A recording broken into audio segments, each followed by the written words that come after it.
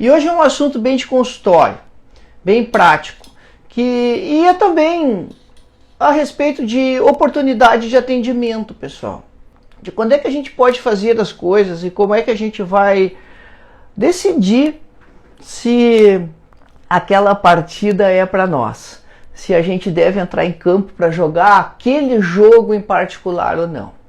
Mas fundamentalmente isso, não é decidir jogar sempre e não é decidir jogar nunca, mas é decidir quando jogar. E também decidir quando que a gente deve encerrar a partida. Quando que talvez um especialista, e aí eu não me refiro a um especialista de estomatologia, às vezes as coisas são mal paradas, né? Às vezes elas não estão sendo encaminhadas para o profissional certo. Às vezes é um especialista de outra área da odontologia que pode nos ajudar muito mais com aquela lesão do paciente, com aquela alteração que ele tem na boca, do que especificamente o cara lá da estomatologia. Então é sim sobre a oportunidade de atendimento, sobre os casos que você pode resolver e tentar pautar critérios para que você possa fazer isso com segurança, com tranquilidade, discutindo em cima de casos clínicos. Então é uma conversa hoje assim muito clínica. Você tira conteúdo daqui para você aplicar no seu consultório, justamente com resolutividade, né? Porque isso tenha benefício prático lá para o consultório, não seja só papo furado, né? Só conversa. Qual é o limite de atuação de cada um de nós? Isso é algo para a gente pensar bastante quando vai trabalhar, quando a gente olha o caso, porque a gente sabe que ninguém é 100% resolutivo. E nessa área de diagnóstico de lesão bucal, isso é muito mais evidente, é muito mais marcado. Ninguém sabe tudo nessa área de diagnóstico e lesões bucais, porque as pessoas são diferentes. E as pessoas podem manifestar as mesmas doenças, as mesmas patologias de forma diferente. As manifestações clínicas das doenças com diferentes aspectos, porque os organismos têm reações diferentes. E frequentemente nós somos surpreendidos por nuances novas, por coisas que a gente não esperava ver, por patologias que têm as suas manifestações clínicas alteradas por outras patologias, que é um exemplo disso, o caso dos pacientes que são HIV. O HIV altera muito a manifestação bucal de diferentes doenças, que nas pessoas que são saudáveis, que não têm uma doença crônica associada, essas lesões se manifestam diferentes. Achado radiográfico, então, meu Deus, achado radiográfico é sempre algo muito desafiador, algo muito difícil da gente trabalhar e da gente solucionar. Então, o primeiro ponto importante é a gente ter essa percepção permanente, pensar sempre nisso, que em diagnóstico não tem dono da verdade, não tem o senhor absoluto, ninguém sabe tudo. Por isso que uma troca de experiências, de conversas, a discussão de casos, ela ajuda muito nesse processo. E é isso que vai também nos ajudar a determinar se esse caso pode ser tratado por nós ou precisa de algum especialista para nos ajudar de alguma área da odontologia. Portanto, essa não é uma questão fechada e nunca será. Para cada caso, a gente vai precisar avaliar determinados critérios para saber se a gente consegue assumir aquela situação, para a gente determinar se não dá nem para começar, e também, durante o transcurso do processo, durante o tratamento do paciente, durante o acompanhamento do caso, nós percebermos que talvez nós precisamos de mais gente trabalhando junto nesse mesmo caso do paciente. No fundo, o que eu quero dizer é que quando a gente percebe essas alterações que os pacientes apresentam, nós não podemos ter o preconceito, né? Está pré-determinado o que a gente vai fazer para cada caso. A gente precisa respeitar o passo a passo do processo diagnóstico, precisa respeitar o passo a passo do acompanhamento, para que depois você tome essa decisão de forma mais assertiva, se esse é um caso que você já tem condições de assumir ou não. Isso vai num crescente, ao mesmo tempo que ninguém sabe tudo, progressivamente você vai crescendo também na sua área de atuação à medida que você vai ganhando confiança nisso, e é como se você fosse subindo uma escada. Os primeiros degraus você vai galgar com muita facilidade, e aqueles degraus que são um pouco mais altos vão exigir um pouco mais de preparo físico. E esse preparo físico ele vem da prática, vem de fazer o atendimento de pacientes. Porque a lesão de boca é um negócio que a gente precisa ver, ver, ver, ver e ver. E quanto mais você vê, mais você vai gostar de trabalhar com isso pelo impacto que tem na vida das pessoas, pelo impacto que tem na vida dos pacientes e pelo impacto que tem na nossa também vida profissional, pelo desafio que representa, né? Quando você consegue resolver um caso, consegue dar uma luz para o paciente, consegue fazer o diagnóstico, consegue fazer o tratamento de forma correta e ter a solução daquilo no menor tempo possível, é muito legal. É isso que acaba envolvendo a gente. E é isso que acaba também abrindo nossos olhos para perceber as lesões de boca.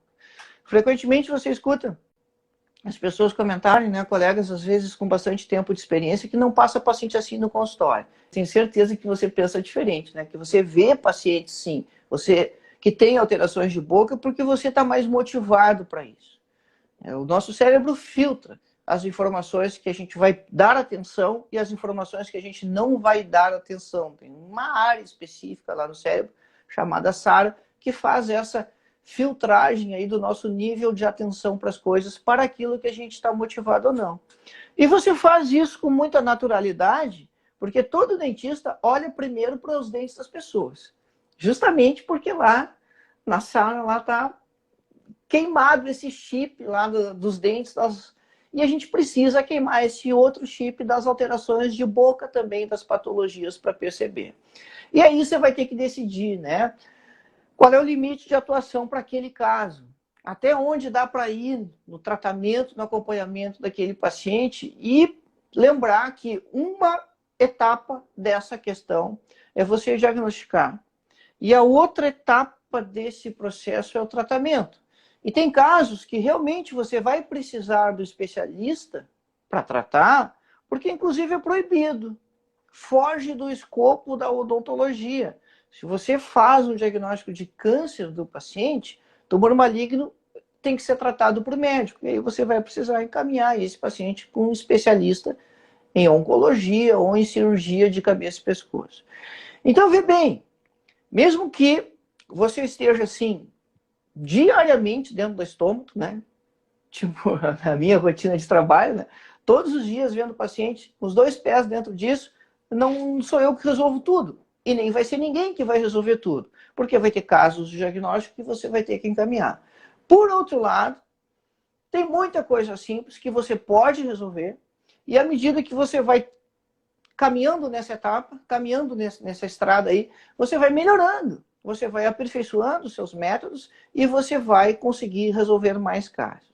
Tem outras situações que você vai diagnosticar alteração sistêmica na boca.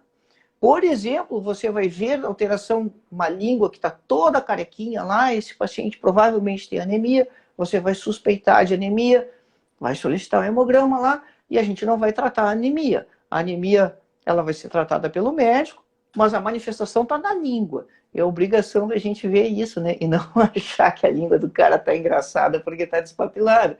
Não, né, gente? Tem uma doença mais grave acontecendo ali atrás.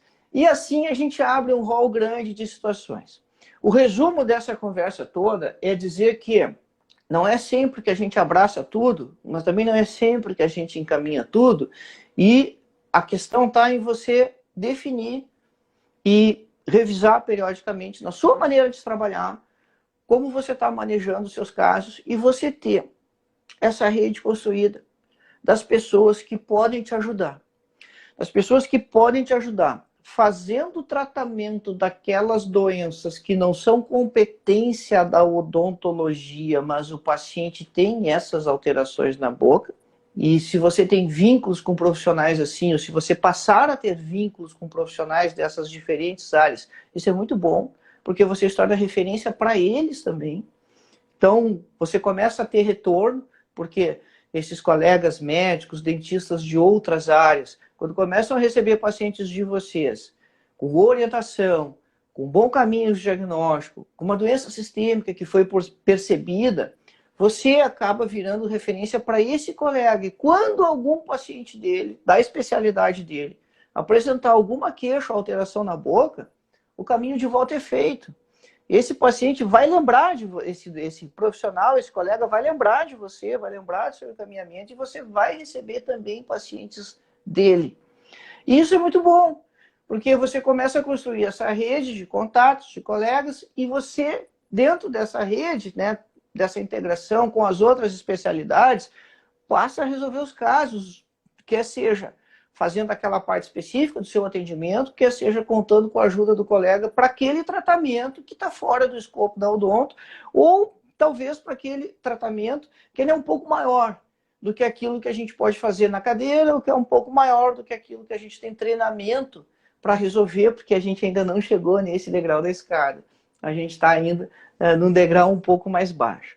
Mas o fundamental é perceber que as alterações existem, estão acontecendo, você não negligenciar elas.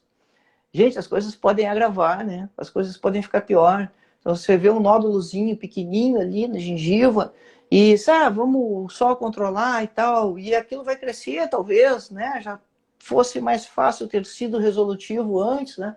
Ter mostrado para o paciente que a coisa poderia ter outro andamento, ou se você está suspeitando que aquela leucoplasia está mudando de aspecto, começou a ter área vermelha, está na hora da biópsia, não está mais na hora de ficar só controlando. Então, essa velocidade de acompanhamento, de condução dos casos, ela é muito importante para que a gente realmente seja resolutivo. Mas é importante lembrar também que a maioria das coisas que acontecem na boca, elas são de baixa complexidade. Elas são coisas simples. E dentro dessas coisas de baixa complexidade, que são mais simples, elas têm muita relação com o processo inflamatório. Saber inflamação bem é importante. Não só aquela questão conceitual básica, né, que a gente sabe, aquela coisa antiga lá dos sinais cardinais, mas saber qual é a dinâmica do processo inflamatório, como é que a inflamação começa. E aí não vale mais você dar aquela resposta antiga, né, tem uma agressão. Todo mundo sabe, né? As crianças sabem que precisa ter uma agressão para ficar inflamado, para ficar inchado. Mas tem uma noção do que está acontecendo ali do ponto de vista biomolecular, que tem alguma forma de agressão dentro do tecido, ou que atuou e não está mais lá, e aí gerou proteínas lá dentro, livres, que ativaram mastócitos, né? Você tem isso na cabeça. Que legal se você consegue olhar para a pericoronarite do paciente e imaginar tudo que está acontecendo lá dentro do ponto de vista de interação das células, porque aí você está entendendo a patogenia do processo, o mecanismo de desenvolvimento, a patogenia isso é o mecanismo de desenvolvimento, e você sabe como atuar de forma mais efetiva para resolver. A pericoronarite é um exemplo clínico muito frequente do cotidiano de cada um, mas é importante lembrar que quando a gente tem outros crescimentos nodulares, lesões mais específicas, como granuloma epiogênico, você vai ter que operar, mas você lembrar disso evita que você tenha recidivo. E você não precisa de um especialista para fazer essa remoção, mas talvez você precise de um periodontista para te ajudar a remover esse fator etiológico lá do granuloma epiogênico. Um outro ponto importante, pessoal, quando você tem nenhuma ideia do seu processo. Então você fez a sua anamnese dentro do esquema de entrevista, que você tem que usar um método, mas você pode utilizar qualquer metodologia de entrevista que você vai para o seu paciente, você tem que ter um método. E não vai fazer isso com o paciente sentado na cadeira odontológica. Faz isso fora, para você criar vínculo, para você ter um atendimento humanizado, e depois dessa anamnese detalhada, você faz o exame físico, também um pouquinho diferente, né? Não só odontoscópio e sonda, mas observando as estruturas. E aí você não tem nenhuma ideia.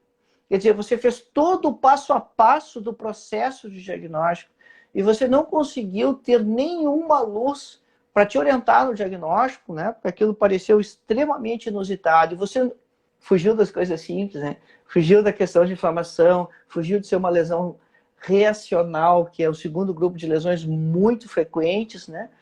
Você precisa, então, talvez de alguém que possa te ajudar a trocar uma ideia na condução do caso para que você seja mais assertivo. Um ponto importante é não cair aqui na questão da tentativa, né? Aí você não sabe o que quer, você repete a forma de tratamento, sempre a mesma forma de tratamento para ver se dá certo. Então, a gente como eu recebo muito encaminhamento, assim, eu nem sei te dizer quantos casos vêm que os caras estão sempre usando estatina. O paciente tem afta usando estatina. O paciente tem líquen plano usando estatina. Ah, tem aqueles que têm candidíase e usaram estatina também, mas foi por acaso, né? Não foi por diagnóstico correto e convicção. E quando você fica fazendo tentativas, e aí não dá certo, você vai encaminhar o cara depois, poxa, aí você arranhou o seu prestígio. Então, precisou o quê? Precisava já ter encaminhado antes? Não, precisava já ter refinado esse processo de diagnóstico lá para você não cair na tentativa e erro para ver se vai dar certo. Você pode fazer teste terapêutico, a gente faz isso. Olha, nós vamos usar uma medicação, por exemplo, para líquen plano não tem cura. Você vai usar alguma forma de corticoide ali como teste terapêutico para a lesão melhorar. Mas aí você diz isso para o paciente. Então você tem convicção do que você está fazendo. Só, olha, essa alteração aqui a gente não resolve ela definitivamente, né? Ela é que nem pressão alta, não tem cura, é que nem diabetes, não tem cura. Mas a gente consegue manejar, a gente consegue deixar isso num bom nível. E a medicação serve para melhorar, não para curar. Mas não é repetir sempre, né, a mesma história, né, de forma de tratamento para ver se dá certo. Ou então, dá um de cada área, né? Dá um antibiótico, dá um antifúngico e dá um anti-inflamatório para ver se acerta um tiro na lua, né, gente? Porque isso realmente arranha o prestígio da gente, né? Isso faz o paciente perder confiança na gente. É uma questão muito parecida com você utilizar sempre os mesmos exames, né? Não sabe qual é a orientação que você tem que dar para o caso ali e você repete sempre os mesmos protocolos de exames e às vezes você está pedindo exames que não vão te ajudar. Pelo contrário, só vão te atrapalhar. Então é claro que a gente precisa ter, né, 5 minutos de estudo aqui para poder fazer essas escolhas corretas. Mas como eu disse, se você está com todo o processo diagnóstico feito, anamnese detalhada, qualificada, exame físico detalhado, qualificado, não deu para caminhar para lado nenhum. Então, quando a gente não consegue nem dar a largada no processo, talvez sim seja então a situação ou o caso, né? E a gente não sabe nem talvez o exame complementar que pedir ali, a gente pedir ajuda de alguém, né? Ou encaminhar esse paciente para que não se perca tempo. Aliás, né, aquele medo que se tem de piorar caso, ele está muito relacionado a perder tempo. O diagnóstico equivocado, insistindo nele, sem revisar o processo. E aí falta humildade de você perceber que as coisas não estão tendo um rumo adequado. Você tem que ter tempo para atender esse paciente, né? E revisar o que você está fazendo mentalmente aqui, quais foram as escolhas de medicações, trocar um anti-inflamatório por outro, nem sempre dá bom resultado, para não dizer nunca. Antibiótico depende, porque muda o espectro, né, da microbiota que você está combatendo. Você tem que fazer isso com clareza, para não cair nessa história de tentativa e erro e ficar insistindo naquela conduta que não está te dando resultado. A mesma coisa, então, casos que você já de início percebe que são cirúrgicos, que vão ter que ser operados. Se o caso é grande, se o caso está intraósseo, não vai ter outra solução, né? Como dizia um tio meu que não era da área, tem que ir para a faca, né? Tem que fazer a cirurgia, a remoção da lesão, então não tem muito o que ficar esperando, o que ficar controlando ali nessas situações. Vamos ver um caso aqui interessante. Olha esse caso de baixo e olha o caso de cima. A mesma patologia em pacientes diferentes. Um granuloma piogênico. E agora eu não estou tratando aqui da questão do processo de diagnóstico em si, né?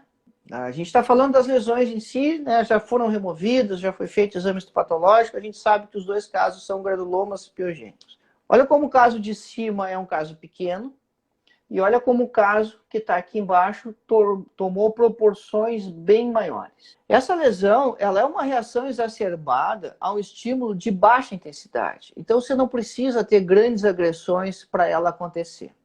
Se você tiver agressões leves a moderadas e basta a placa bacteriana, a lesão vai se desenvolver. No caso de baixo ali, a paciente tinha bolsa periodontal, tinha cálculo subgengival. Precisa de especialista aqui. Depende, talvez precise de 2. Se você faz pério, você é o especialista para tirar a causa daquela lesão que está acontecendo. Mas ela já tem o volume. Ela não vai desaparecer sozinha mais com aquele volume todo. No granuloma piogênico do caso de cima, ele é pequeno.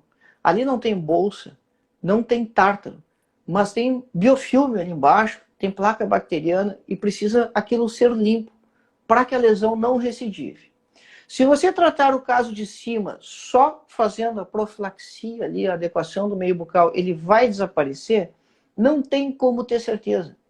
Mas eu aposto que vocês quiserem, como com esse volume de lesão aqui já desenvolvido, não vai.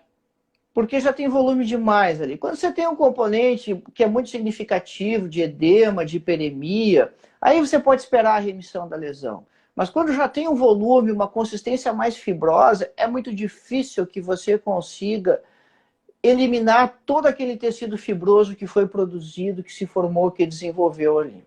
No caso de baixo, então, nem pensar. No caso de baixo, sim, vai ter que ser feita a remoção cirúrgica. E aí, se você é o cara da periodontia, você vai ter que tratar a primeira condição gengival ali, com a lesão presente. E se você faz procedimentos cirúrgicos, né? Está acostumado a fazer isso, beleza. Depois que você fizer o controle ali de placa, da bolsa, do tártaro, tudo, aí é o momento da remoção cirúrgica. Se você não faz a parte cirúrgica, aí é o momento, então, de alguém te ajudar com a parte cirúrgica. A minha história é o contrário, né? Eu não faço a parte ali do tratamento gengival, periodontal, ali de bolsa, mais profunda ali. Então eu preciso do colega que faça a parte periodontal e aí depois eu faço a parte cirúrgica. Mas a gente sempre começa removendo o fator etiológico, e aí inflamação. E aí por isso que é importante você saber a inflamação. Porque você sabe que o que faz a inflamação acontecer, ela precisa ter uma causa. E a causa ali, você precisa remover ela antes. Não vai fazer a lesão proliferativa ir embora depois que está daquele tamanho. Mas você vai interromper o que entretém o processo inflamatório. Você vai tirar aquele componente vascular de hiperemia e edema, você vai ter menos volume, você vai ter uma cirurgia que vai sangrar menos. E o fundamental, gente, é você minimizar o risco de recidiva. Porque é muito chato, né? Você ter que operar de novo um caso que você já operou, ter que remover de novo uma lesão que você já removeu.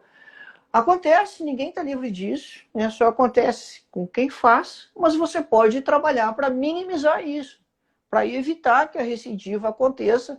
E nesse caso que você tem todo esse aumento de volume aqui, que já tem inclusive deslocamento de dente, você vai precisar remover a lesão ali e fazer essa adequação toda lá. Ponto importante aqui, ó. O dente é viável? Ele vai ficar, depende, né? Depende, aí a avaliação é outra, né? Claro, você vai ter que radiografar para você saber se aquilo ali está intraósseo ou não, se realmente está fora ali, mas isso é outra etapa do processo, né? Isso é antes desse momento aí de você fazer essa decisão, se você precisa fazer a remoção da lesão ali ou não. Não precisa. Ah, bom, decidiu que precisa? Então agora remove as causas da inflamação, faz o tratamento periodontal ali e junto com isso você vai fazer exames complementares que são necessários, que nesse caso ali é uma radiografia. O caso superior, muito mais simples do ponto de vista técnico, mas a base de raciocínio clínico é a mesma.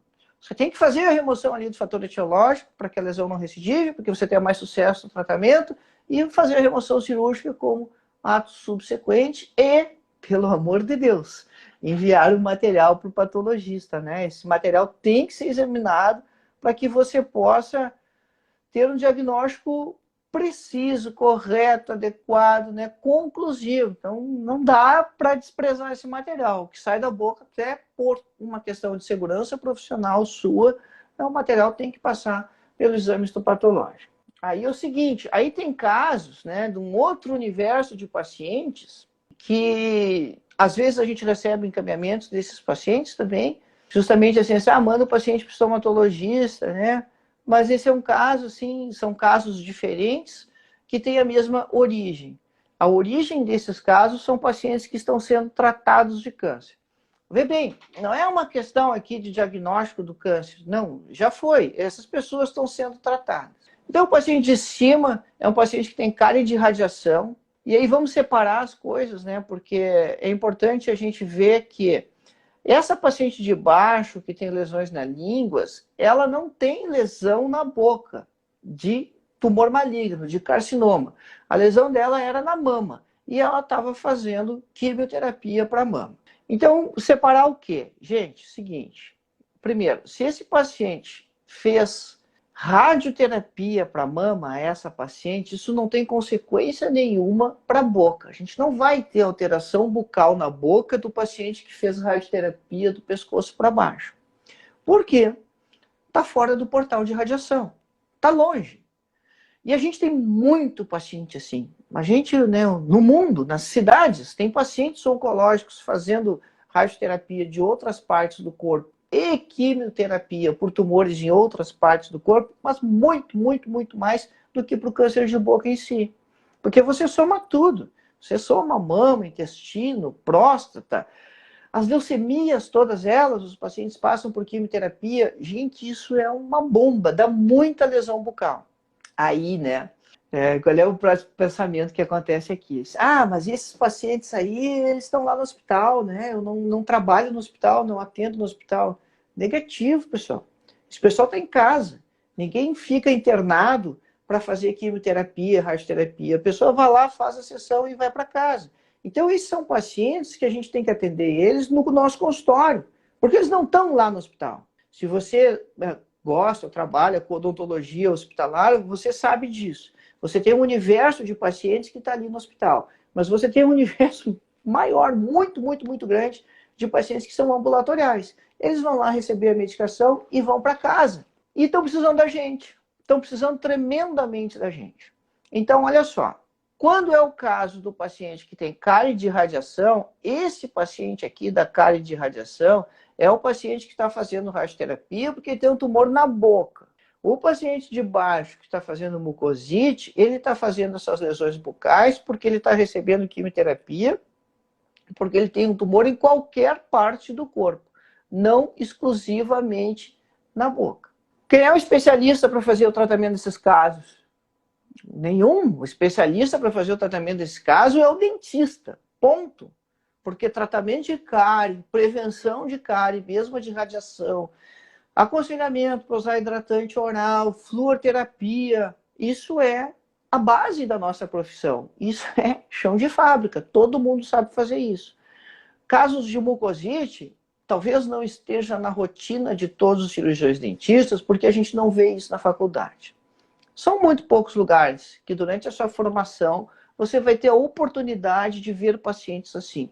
Mas essas pessoas estão precisando muito e é uma população que cada vez aumenta mais, porque você tem cada vez mais pessoas sendo tratadas de câncer com sucesso. Mas as consequências da quimioterapia na boca, às vezes são tão graves aquelas áreas, aquelas úlceras de mucosite, que o paciente precisa interromper a quimioterapia por algum tempo para a boca melhorar. E a gente pode ajudar demais esse paciente, né? Como é que a gente ajuda isso? Fazendo o básico da odonto, tirando tudo que é aresta cortante de dente, com restaurações adequadas, com próteses bem adaptadas, com tratamento gengival e periodontal, tudo isso feito antes no consultório. Depois você pode utilizar laser terapia, profilático ou como tratamento. Se você não trabalha com laser terapia, você pode fazer o tratamento como úlcera crônica, tirando infecção secundária. E aí é um caso assim, né, que você pode usar a anistatina, porque a anistatina tira infecção secundária, vai te ajudar no manejo desses pacientes. Então não precisa um especialista da área, que o especialista para tratar esses casos desses pacientes se chama cirurgião dentista. E tem muita coisa que a gente pode fazer para esses pacientes, mas a gente precisa dizer, né? A população precisa saber que nós podemos ajudar muito esse tipo de paciente, porque normalmente a gente não fala disso, né? A gente não mostra isso, a gente publica um monte de coisa às vezes nas nossas mídias sociais aí, e não mostra essa oportunidade de atendimento, de tratamento que a gente pode dar para os pacientes e ajudar tremendamente o paciente oncológico. Bom, falando no caso cirúrgico, né? A biópsia é um negócio que o cara vai falar, né? Claro, tem que falar, né? Não posso não falar em biópsia assim, se a gente está falando de diagnóstico de lesão de boca, porque tem muita coisa fácil de ser feita. Tem muita coisa simples de ser feita. Gente, olha só. Quem é um cirurgião dentista que não consegue fazer um procedimento como esse aqui? Cara, se você raspa uma bolsa subgengival, se você faz uma endimolar, se você coloca um implante, não tem por que não fazer isso, né? Botãozinho anestésico aqui, 4 pontos anestésicos e uma pinça de Halster na base ali para travar a lesão. Aí você pega o bisturi e faz uma incisãozinha aqui, uma incisãozinha aqui. 2 pontinhos. E olha que barbada fazer isso aí na língua, que você traz a língua para fora da boca. Você não vai fazer essa biópsia com a língua do paciente lá dentro da boca só para te atrapalhar, né? Para ficar difícil. Sei que você queira mais emoções, mas você quer fazer o fácil, né? Principalmente você começar. Esse é o caso. Traz a língua para fora, trava a lesão com a pinça, depois de anestesiar, e faz uma incisãozinha de cada lado ali. Detalhe, né? Patologista sempre. Manda examinar o material, tem esse contato pronto, já tem o frasquinho de formol no consultório. Quantos instrumentos você precisa para fazer isso? Né? Você precisa de uma seringa carpule, você precisa do bisturi, você precisa daquela pinça que aparece ali, a pinça de House. Não é obrigatório, mas essa é a técnica mais simples para você fazer isso. Você precisa de uma tesoura para cortar o fio de sutura, para talvez dar um pique por baixo, se ela ficar presa ainda, mas pode fazer isso com o bisturi, mas vai precisar de uma tesoura. Você precisa de um porta-agulha. 5 instrumentais. Você faz um procedimento como esse. O quanto isso agrega no seu atendimento, né? O quanto isso pode repercutir no seu consultório. Precisa um cirurgião para fazer um procedimento como esse, né? Precisa um especialista em cirurgia bucofacial, um especialista em estomatologia para fazer um procedimento como esse? Claro que não, eu tenho certeza que dentro da sua área de atuação você faz coisas muito mais difíceis, coisas muito mais complexas, muito mais difíceis de serem resolvidas, tá? Aí, depois que você avança nesse processo, né, fez essa, fez uma, fez duas, fez no lábio, que é fácil, você começa a fazer os casos maiores, mais complicados, e justamente naquele raciocínio inicial que nós fizemos, né, gradativamente você vai pautando a complexidade daquilo que você está fazendo, porque à medida que você vai dominando mais, você vai avançando, sempre sabendo, né, que a gente precisa ter humildade para revisar os processos, que a gente precisa ter humildade, que a gente não vai saber fazer tudo. O próximo passo, se você vai optar por fazer as remoções das lesões, né, sem precisar de um especialista para fazer isso para você, talvez seja você fazer as lesões que precisam de mão livre. O que eu quero dizer? Não dá para pinçar na base como o caso anterior. Se não dá para pinçar na base aqui, então você vai fazer a remoção de toda ela ali e uma incisão de cada lado e depois 2, 3 pontinhos ali unindo as bordas. Isso é superficial, pessoal. Você não tem que entrar no plano muscular. E por isso é simples de ser feito. Você sabe que placa branca é reação de epitélio. Como o epitélio reage? O epitélio reage ceratinizando e a ceratina fica branca. Então, se você tem ceratina, aquilo está no epitélio. Se aquilo está no epitélio, essa biópsia não tem que ir até o músculo. Mas ela tem que remover toda a espessura de mucosa que você tem ali, que talvez seja metade da lâmina 15. Então, se você decidiu fazer essa remoção, né? Porque você pode fazer o controle clínico daquela lesão ali, porque ela tem um aspecto absolutamente inocente. Ela é pequena, ela é branca, e se ela for única e não sai raspando, aí você excluiu as outras possibilidades todas para fechar o diagnóstico ali como leucoplasia, examina bem dentes, né? Ah, mas é no dorso da língua, eu posso ter ceratose friccional, que é por atrito, lá no dorso da língua? Pode. Vamos caprichar no nosso exame físico aí, procurar movimentar essa língua para tudo que é lado, ver aonde ela encaixa. Isso é algo que a gente comenta muito no curso Curar Transforma também, tem uma aula específica ali de exame físico, justamente para você mobilizar essas estruturas, né? Fazer um exame físico mais dinâmico, tentando perceber como é que as coisas estão se relacionando, a língua com os dentes, com a bochecha. Isso evita dezenas de centenas de milhares de encaminhamentos. De encaminhamentos de coisas simples que são reacionais e que faltou um passo a mais ali no exame físico para que a gente determinasse a causa. Então é importante você fazer esse exame diferente e se você definiu então, né, que é a leucoplasia, que você pode fazer a remoção, e aí você vai seguir o acompanhamento do paciente, ou você pode só fazer esse acompanhamento periódico, você vai construir um esquema de retorno aí. Mas também, aí tem outros critérios envolvidos, né? Se esse paciente fuma, faixa etária, se fuma e consome álcool, enfim, aí tem várias situações aqui para você pesar na balança, para você determinar qual a conduta que você vai ter. Lembra que eu comentava antes a questão de você fazer tratamento por tentativa, pedir sempre os mesmos exames, isso vale para a conduta também, né? Você não pode fazer sempre a mesma conduta para todos os casos, porque as pessoas são diferentes. E você ter um atendimento diferenciado, você fazer uma odontologia de excelência, você ser um dentista diferenciado para esse acompanhamento de lesões bucais, ele está justamente ancorado em você avaliar individualmente cada paciente. E para isso você precisa conversar, né? Para isso você precisa ter aquela anamnese qualificada, saber dos hábitos do paciente, saber da história daquela lesão ali. Então, assim, tem o passo a passo para tudo.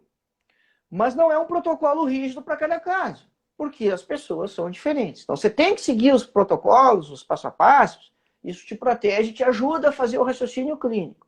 Mas no momento que você está tendo clareza daquilo que você está fazendo, você vai caminhando de acordo com os hábitos, os costumes e as situações daquele paciente que você está atendendo. E aí você consegue ser, sim, mais resolutivo, né? Porque você está tendo essa abordagem mais individualizada para cada caso. E olha só, caso que às vezes chega assim, né? Que eu queria que o especialista fosse outro, né? O paciente apresenta esses nódulos no ventre da língua. Isso é uma lesão que te engana. Isso é uma lesão que você pode errar o diagnóstico aqui. Porque o aspecto clínico, ele te lembra um fibroma, ele te lembra um papiloma, inclusive, que nem sempre o papiloma tem aquele aspecto de castelinho, de couve-flor. Nem sempre o papiloma está tão rugoso assim. Às vezes, as digitações, as projeções digitiformes do epitélio, que lembram dedos, por isso, digitiforme do papiloma, elas vão estar presentes microscopicamente. Às vezes você não vai ver isso clinicamente, só o patologista vai ver. Então, você pensa que isso aí é um fibroma, um papiloma, e aí você remove ali na base, e na verdade isso é um mucocele. Essa é a segunda localização mais frequente do mucocele. A primeira é o lábio inferior, depois aparece ali no ventre da língua. Só que essa é uma estatística, uma proporção tão distante uma da outra, né, que a gente vê tanto mais casos no lábio, que às vezes a gente nem sabe que isso pode estar acontecendo ali no ventre da língua. A parada é a seguinte, tem que tirar a glândulazinha que está embaixo, do mesmo jeito que faz no lábio, para não ter recidivo. Mas é criança, né? Por isso que eu disse que eu queria que o especialista fosse outro, eu queria que o especialista fosse o odontopediatra. Então, quem tem melhor manejo da criança? Quem sabe conduzir melhor o caso quando é uma criança? Sem dúvida nenhuma que é o odontopediatra. Então, odontopediatria, e quem faz isso sabe muito bem, atende muita lesão de boca. E ter segurança nesse processo é muito importante, pessoal. Não dá para fazer como quem tem filho pequeno sabe, né? Ou quem já teve filho pequeno sabe, né? Aparece qualquer coisa, qual é o diagnóstico normalmente do pediatra, né? É uma virose. E às vezes, se não está convicto que é uma virose, pensa que pode ser bacteriano ou não, vem aquele trio de medicamentos, né? Dá um analgésico, um anti-inflamatório, um antibiótico. Só que o diagnóstico mesmo não fechou. E na boca a gente não pode fazer assim, né? A gente tem que saber mais. O odontopediatra sabe mais, mas também tem que ser bem resolutivo, né? Ter atitude e saber conduzir esses casos aqui com segurança, com tranquilidade, fazer a remoção ali, diagnosticar de boa. Não adianta ficar olhando a lesão, pelo contrário. O mucocele pode aumentar mais ainda. E se ele ganhar mais volume, o procedimento fica mais difícil, né? Não vai mais ser tão simples assim fazer a solução, a remoção cirúrgica do caso. Então precisa de um especialista aqui. Para mim, o especialista que precisa aqui não é o cara da lesão de boca. O especialista que precisa aqui é o odontopediatra. Uma questão recorrente, assim, né, precisa de especialista, mas de que área? Será que é realmente alguém da lesão de boca, né? 99% dos casos que a gente pensa, vê e tal, a gente precisa de mais outra pessoa ou precisa de alguém realmente de outra área para ter a solução do caso. E tem aquelas questões, né, que às vezes vêm encaminhadas e que você não tem nada para fazer aqui, né? Você precisa só fazer o diagnóstico clínico, conhecer essa situação e fazer o diagnóstico clínico. Se o paciente abre a boca e você vê aquele aumento de volume nodular ali entre a borda da língua e o dente, o que você vai pensar? Você vai pensar em alguma lesão? Você vai pensar que aquilo está crescendo de algum lugar?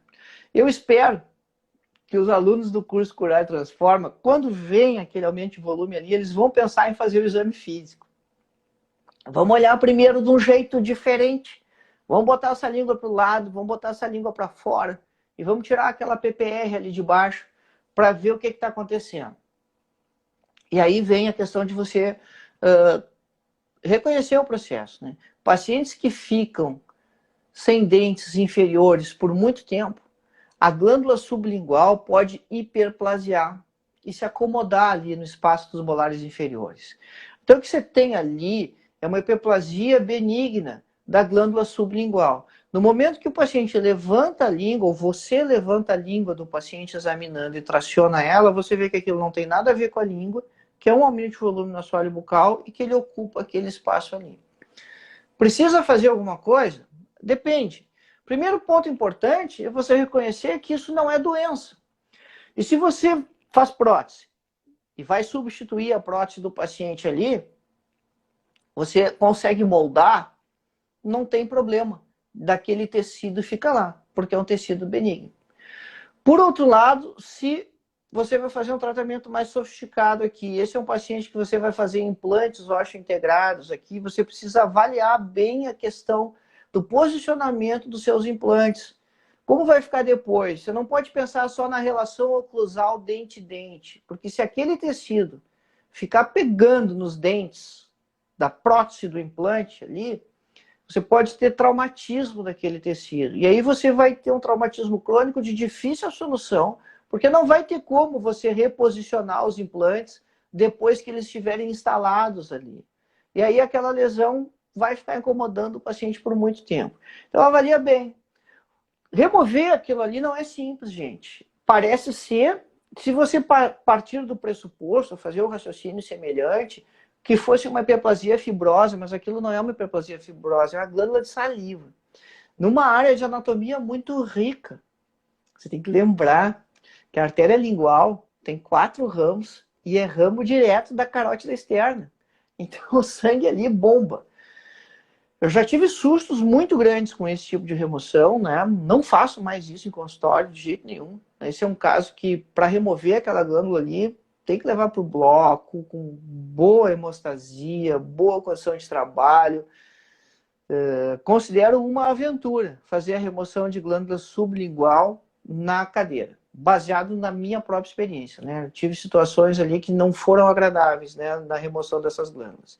Então, considera se isso vai ser necessário, se você consegue moldar, se você fizer um planejamento adequado dos implantes ali, considerar a posição oclusal, não só dente-dente, mas a posição oclusal relacionada com os tecidos moles e não tiver traumatismo ali, não tem problema nenhum daquilo ali ficar. Você não precisa de ninguém para te ajudar nisso, né? Faz esse planejamento, faz o diagnóstico clínico. Se precisar remover, bom, aí sim, né?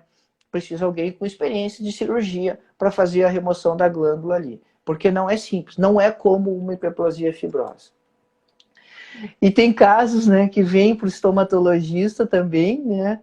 Mas esses casos aqui são para o periodontista, porque não tem nada de diferente aqui para fazer esse diagnóstico, né? O caso de cima, você bota o olho e é tártaro, simplesmente tártaro.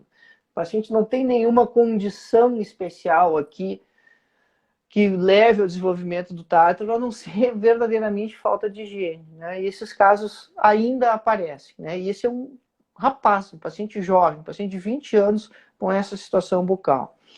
E o caso de baixo, com aquela exposição radicular ali, também você sabe toda a etiopatogenia da doença periodontal, você sabe como as coisas estão acontecendo ali. Então, não precisa uma avaliação diferente do que o periodontista é o competente, é quem sabe como resolver esses casos, essas situações, né? Então, precisa de um especialista aqui, depende do que você está fazendo, né? Depende da sua área de atuação, mas sem dúvida nenhuma, isso não tem a ver com estomatologia, esses casos, tá? São casos que a gente recebe encaminhado, né? Para dar diagnóstico, para palpitar, mas que realmente eles não estão no dentro da especialidade da estômago. Então, são casos do dia a dia de consultório. E a afta, pessoal?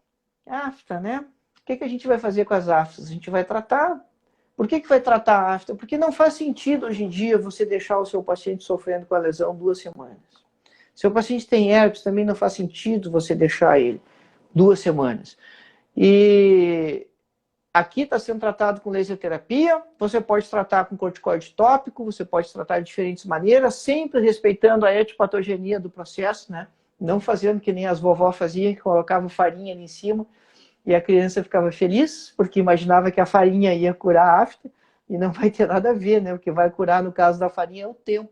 Então lembra que isso é um processo autoimune, e respeite, né, essa questão da história natural da doença, para escolher a sua forma de tratamento, mas trata esses pacientes. Também não precisa de um especialista para tratar esses casos, é o dentista. Não precisa um cara com formação em estomatologia para fazer esse tratamento. E uma dica, né? Coloque isso aí na sua anamnese, né? Pergunta para o seu paciente se ele costuma fazer afta. Pergunta para o seu paciente se ele costuma fazer herpes. E aí você diga para ele, olha, tem tratamento para isso. Quando você tiver com crise, marca uma consulta aqui comigo que a gente vai te tratar para que você não fique todo aquele período de tempo com desconforto, com incômodo. Achado radiográfico. Uma pergunta sempre frequente nesses casos, né? Você tem um odontoma ali, você tem 2 dentes inclusos, você tem um dentinho de leite que ainda está em boca, o lateral, você tem o canino e o lateral inclusos e o odontoma na frente ali nas cerdas. Qual é a pergunta que acontece aqui? A pergunta que acontece aqui é se eu posso preservar os dentes ou não. Tratando ou falando de tumores odontogênicos, a questão da preservação dos dentes, ela depende da natureza do tumor que você está trabalhando. E aí saber um pouquinho também da formação dos tumores, né, aquilo que chama a teoria da indução, né, que é a indução recíproca dos tecidos envolvidos na embriogênese dentária, te ajuda a tomar essas decisões. No caso aqui do odontoma, ele é um tumor odontogênico que ele se esgota do ponto de vista biológico. Ele gasta todo o potencial dele na diferenciação, porque ele é capaz de lembrar de todas as fases da embriogênese dentária. Então ele tem um crescimento que se autolimita. Então ele não vai infiltrar nada ali. Você preservar ou tirar os dentes é uma questão ortodôntica ou de valor estratégico do dente. Se você vai conseguir colocar esses dentes em boca, se eles vão ter função, se eles são dentes importantes, né? Porque se você tiver um odontoma associado ao 38, ou 48, ou 18, não faz muito sentido você preservar um dente ciso, né? Então, usualmente, você vai tirar o odontoma e o dente. Mas nesse caso aqui, região anterior, o odontoma não condena o dente. É diferente, por exemplo, do ameloblastoma, que aí sim, os dentes que estão próximos ali ou estão envolvidos no tumor, eles estão condenados. Porque se eles não forem removidos, o tumor volta. O tumor chega até o dente, né? Porque ele tem um crescimento completamente diferente, infiltrativo. Então, qual é o ponto aqui? Precisa de especialista? Bom, você faz essa remoção cirúrgica, depende, né, do seu treinamento, da sua habilidade. Você está vendo ali na imagem de baixo o tumor, o odontoma, exposto exatamente naquela posição ali da radiografia. Mas veja que, tecnicamente, isso não é um procedimento complicado, ou difícil, ou complexo de ser feito. Pelo contrário, né? Então, mas também depende aí da afinidade que cada um tem, né? Justamente com aquele raciocínio de que você está trabalhando numa escala, né? Você vai subir mais os degraus de acordo com aquilo que você já está dominando ou daquilo que você gosta mais de fazer. Um casinho aqui só para finalizar a nossa conversa, né? Quando as coisas ficam grandes. E aí sim, né? Isso não é um caso que se resolve na cadeira, mas é um caso que precisa de biópsia parcial primeiro. Primeiro você precisa fazer uma biópsia aqui para o diagnóstico. E veja nas setas, né, as marcas que você tem ali é do molar superior que entra em oclusão com o dente de baixo ali, né, com o tumor, na verdade. O dente de cima entra em oclusão no tumor e deixa essas marcas ali embaixo. Então esse é um caso que não tem como você diagnosticar isso clinicamente, é um caso que precisa fazer biópsia, né? Você sabe que está certamente frente a um tumor odontogênico, porque tem um dente envolvido ali. E para fechar, então, esse era um caso, né, um tumor epitelial odontogênico calcificante, tumor de Pinheiro. Então, algo mais raro, vai precisar uma cirurgia maior, não é tão agressivo quanto o ameloblastoma, mas também não é tão inocente quanto o odontoma. Está ali no meio do caminho.